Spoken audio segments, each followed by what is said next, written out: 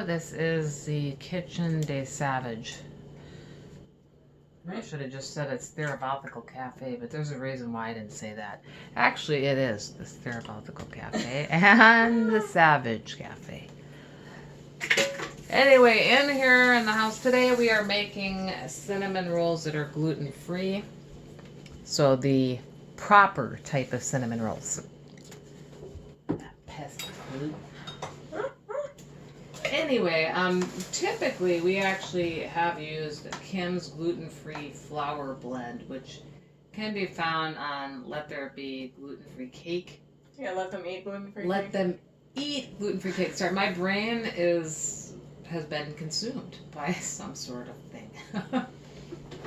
Anyway, you are more than welcome to do that as we typically do that. The reason we're not doing that today, We don't have it mixed up. is that. And also, it's always good to play around. So yesterday we did not, or the day before yesterday, we did not have super fine rice flour, which can be seen there in that bag. We're actually going to buy a flour mill and start to make our own. We're tired of spending money on super fine rice flour. That's it. So we got this 4-cup multi-purpose flour, gluten-free stuff. Let's see. And we are going to modify it and put some, we did actually modify it. And put this non-fat goat milk. And so we had, Using the proportions of Kim's flour blend that's bread, but she uses whey protein, not, we use yeah, non-fat. so we She can't. also uses cows.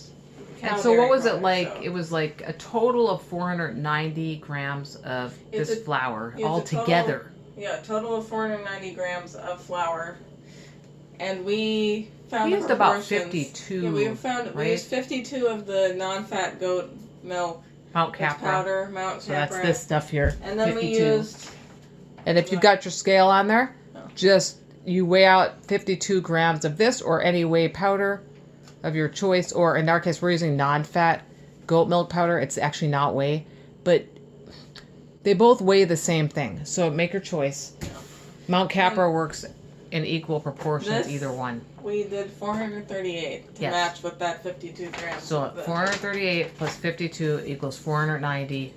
That's the amount of gluten-free flour by weight that is in that pan, that bowl right there. Yeah, and then with this, since this is, I added more stuff.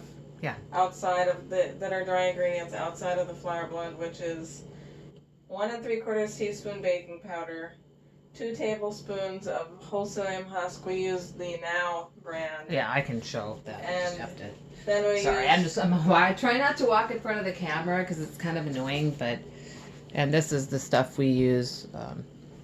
I personally think it's a pretty good psyllium husk, and I'm not going to ever go back to the other stuff, not likely.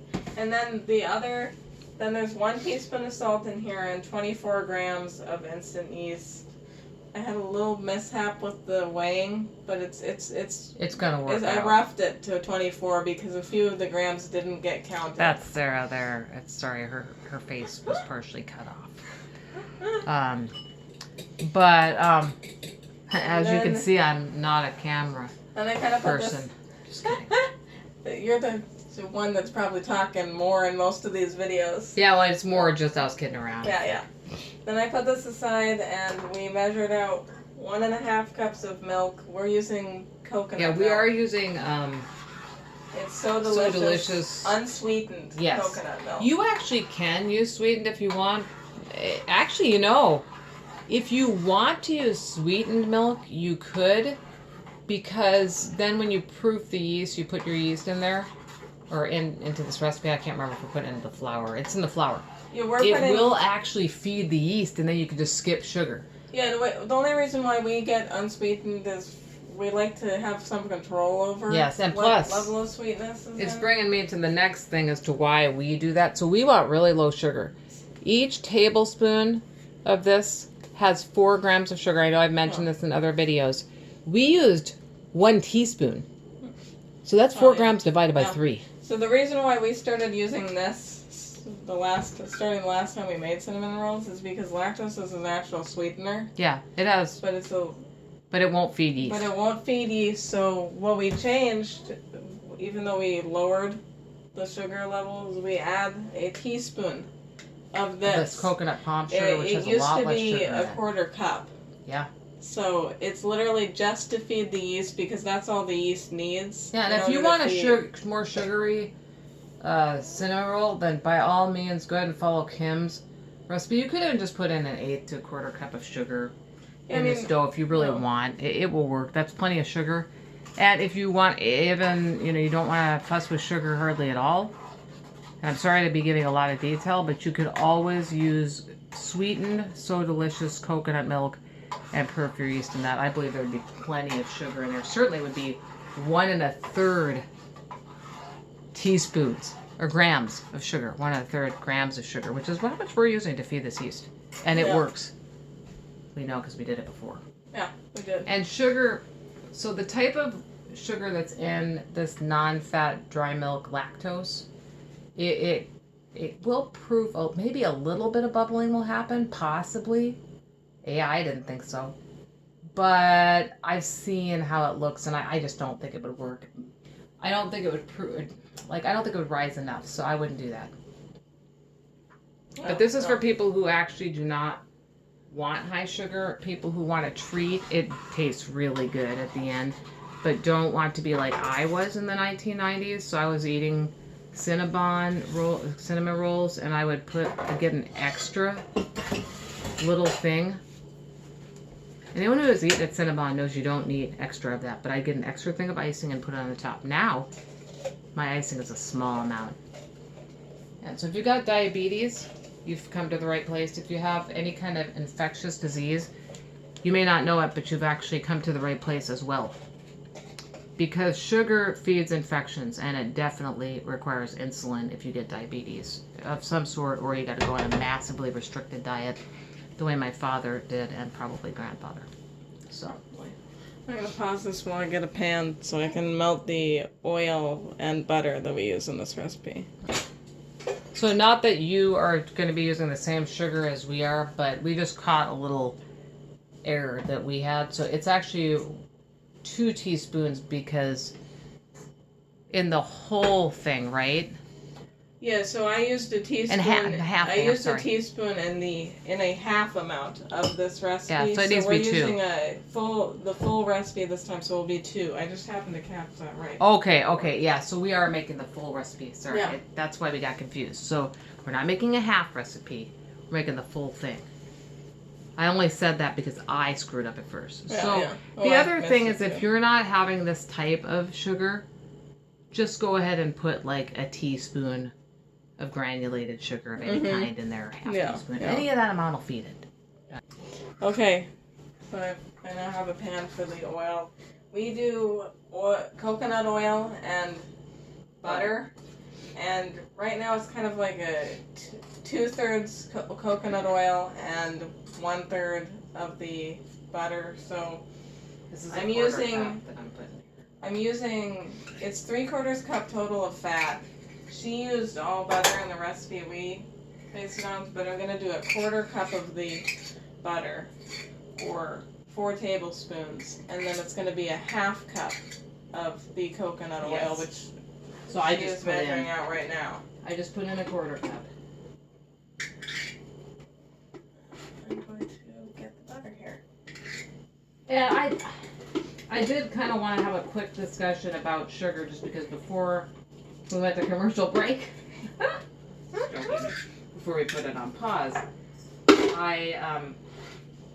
had a bit of a screw up in our calculations because we're actually making an entire thing. So we're not having the recipe. So with sugar, I used to think it was really pivotal to have a lot of sugar, and it kind of depends on what you're doing.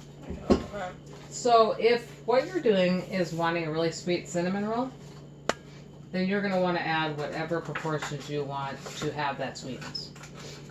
But if what you're trying to do is to have a nice cinnamon roll that has plenty of sugar, sorry if that's okay. Then what we're doing is plenty. Or honestly, you could even put an 1/8 of a cup of sugar into this. You could put any amount from a couple of teaspoons like of our stuff to a couple of teaspoons of regular sugar or coconut palm sugar, like the granulated type. Or you could put an eighth of a cup to proof it. It won't proof entirely though. It's not going to eat all that sugar. But it'll give it a nice flavoring if that's what you want. I personally, I lived on Cinnabon in the 1990s. And I really told Sarah, do you know what these taste like? They taste like Cinnabon to me, except for fully cooked in the center. They're a little drier because we use more coconut oil. But I told her this, and I'll say this on here. If you want that to be the case for you, just quarter whatever we're doing, or half the recipe, and make sure you eat it, and right out of the oven with your family, or within a day or so. So butter, it does soften things. Sugar, it caramelizes, it caramelizes, and it does do certain stuff in baked goods. I would never know that this had lower sugar in it. In fact, I would probably think that somebody was lying to me. And that they put more sugar in it, which I know because I made it with my daughter that didn't happen. So there you are. A lot of discussion. But I want to have it because sometimes when people are doing these YouTube things, I actually find myself cussing at the camera because they're not repeating stuff.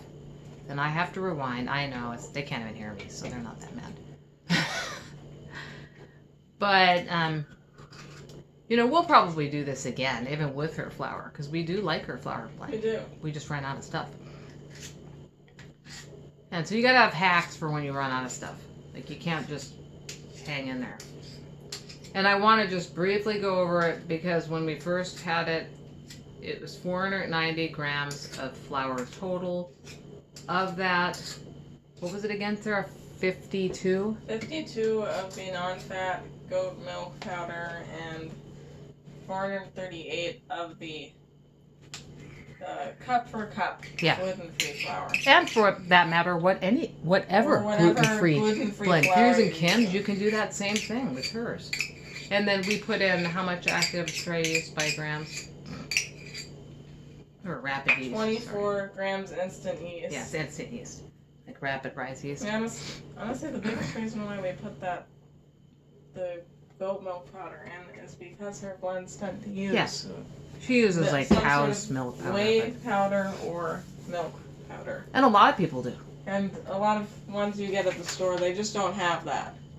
And I'll say this, if somebody couldn't use that, I don't think that's going to affect things that much either. I think it'll still make a really nice cinnamon roll. We just wanted to see what would happen. So if you don't have it, just go ahead and put in 490 of your gluten-free flour. Yeah, so 490 of the flour, 24 grams of instant yeast, 1 3/4 teaspoon baking powder. How much salt? 1 teaspoon salt, 2 tablespoons whole psyllium husks. And then from there, if you're using the sugar as a dry ingredient, you'll probably put it in with this. Yes, into the dry into the dry ingredients. But if you do like with what we do, we use 2 teaspoons. So minimum 1 to 2 teaspoons if you're using granulated. Just one's enough. You'll put 1 to 2 teaspoons in here, or more if you like more sugar. That's just what we're choosing to do. Here. Or if you're using what we use, this type, 4 elephants coconut palm sugar, then you put it in with the milk. It prevents it from burning. To let it melt, and it will not re-solidify back that way too. And it's 1.5 cups milk, then 3/4 cup butter. Or oil if you You can use all butter if you want. What is it, 12 tablespoons, sir? Yeah, 3/4 cups or 12 tablespoons. So there you are. Then there's going to be 2 eggs that go in there too. Yeah. And that's actually I forget, does that egg have to come together. Up to 10? No, it does not. It doesn't have to come I mean, it has been because it's been here for a little bit. You're not concerned about it cooking or? No. Okay. Although I will be turning this milk off because we had It's to add just more starting sugar. to dissolve. But why are we careful about egg at times? We're worried it'll cook, right? But it won't. So if you have something like hot milk, you don't want it to cook. But once this gets mixed up and the egg gets put in last or something? I can't really remember. wait for this to. We'll have to wait for this to cool You'll be down. seeing this. I'm sorry. I have some PTSD from cooking the egg when we were making cookies. I think like I put the hot oil with the egg, and it just cooked. This is not meant to be that hot, the milk, but we had to add more sugar in it, so it got that hot. I could try to cool it off, just but it'll let it sit aside so it can cool off. Yeah, it should never be that hot. I could always splash a little bit more of milk in there because some of it's probably evaporated with having to sit there that long. And I could also put it in a bath of water if you want me to. Yeah. I just don't want it to solidify again. I guess we'll just pause this while we're preparing the I'm going to pause it. A lot of talking, sorry, but it's just the way it is. Okay, so sorry about that. We're kind of trying to do stuff in here, and it can kind of become problematic with gluten-free stuff. But at any rate, this is now, we're starting to put in the different stuff right now. What she's putting in there is the milk sugar mixture. The milk is this, but I will put the fat in. Oh, okay. She just put in the fat, sorry. And now, so it starts with, oh, she just put them both. You just put them all. Yeah, she does actually make sure to go back and get all of this, I thought, anyway. I am going to, out of there with a, spatula. A spatula. One of those spatulas. I've lost the name of silicone spatula.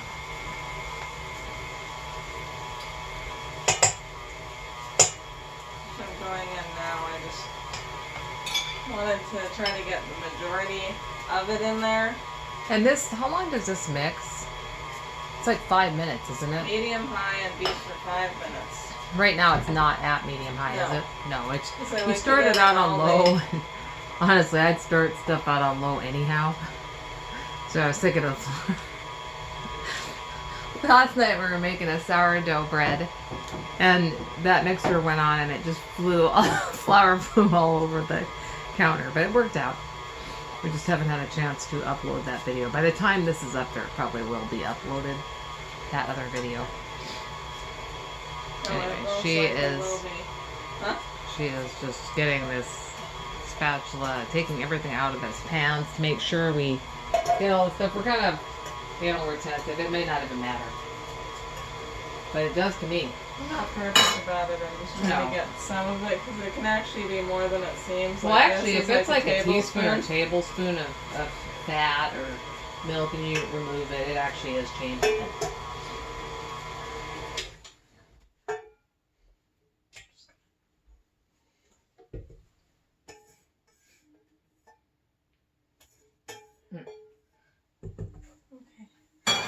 And now I'm going to lower this back in.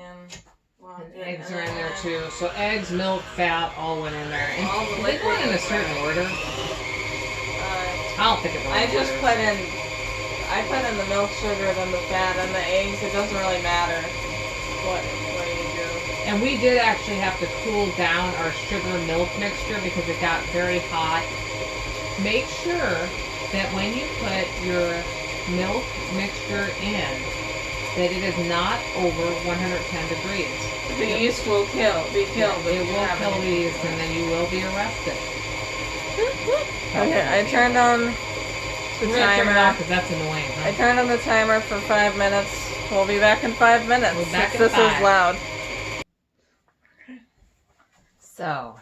It is mixed for 5 minutes. It is mixed for 5 on medium high. It feels now very quiet because it was so loud with the mixer. But it was mixed on medium high. I usually do about, it goes to 10 on this mixer. I usually do about 4 myself. So, which I guess is 10? A little bit under medium. Okay, so actually it would I do 4. Yeah, because medium would probably be 5, and medium high would probably be extra. So 4 is lower than that. It is actually lower than midpoint, so I don't know what that would be. Medium low? About medium or medium high. So this is 4 is like just under medium, yeah. Yeah, so we're doing ours a little bit slower. I've always done that though. And there's nothing wrong with that, so it works. And then what you do now is you basically just scrape everything off the dough. If you have a dough hook, you scrape it off that. If you just have paddle like this, you scrape it off that. You're going to, once you get the hook clean, you're going to scrape it from the edges of the wall and kind of create a mound in the center of the bowl. I'll show you once I get there. And from there, you're going to just cover it with a cloth and let it rise. If you want, you can, at this point, turn your oven to the lowest setting. On our oven, that's just, 170. Which is 170 on ours. Sometimes it's 160. Turn that on, and once it reaches the preheat stage, turn it off. And with the bowl, with its cloth on it, just put that in the off oven, and it will speed up the rising process. You're gonna let this rise till it doubles, right? Yeah, you're gonna let it rise until it doubles, which is about an hour. Sometimes 2, depending on if you put it in the oven or not. Yeah, if you put it in the oven. I put it in for an hour when I put it in the oven. Yeah, we like that. Then you chill it, either overnight or for 6 hours, right? 4 to 6 hours. It is too late for us to be cooking beyond that point, so it will just be tomorrow in for 4 hours till tomorrow. One of the things I liked about us switching to the type of wasn't the flour, it was this non-fat goat milk, wasn't it, Sarah? Or what? Maybe it was the flour. So we switched this cup for cup using it for another recipe, and it made the dough a little bit more stiff.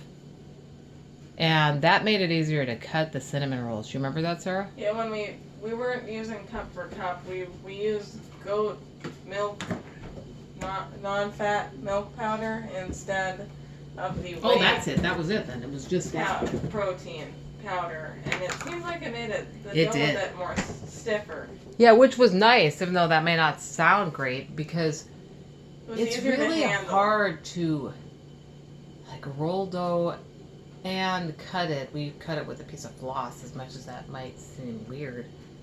If you cut it with a knife, it just sticks to it. Yeah. Ironically, I felt like I could have cut it with a knife when I used the dry milk powder last time. I just didn't think of it till I had already cut everything with a piece of floss. I will probably try it this time to see if I can. But at least when we've used the whey protein powder, it's been too sticky and it just sticks to the knife. Even though you can handle it as a dough, it sticks to the knife too much. Yeah. If you have whey protein, from what I've seen. So, I'm just gonna scrape. And that this. one of the idiosyncrasies of gluten-free dough is that it has to go into the fridge for so many hours. But, I don't know. You can always make up dough, pop it in the fridge, even when you've already made stuff, and then leave it in there. It can be in there for longer. Yeah. And one thing that's kind of nice about this particular recipe is if you, unlike us tonight, started in the morning. Yeah, this you type could of finish thing, it. and have it rise, and then chill it for the rest of most of the day till evening while you're doing other stuff. You can actually finish it the night and have it as like a dessert at night. We just started it too late to do it as a one-day thing.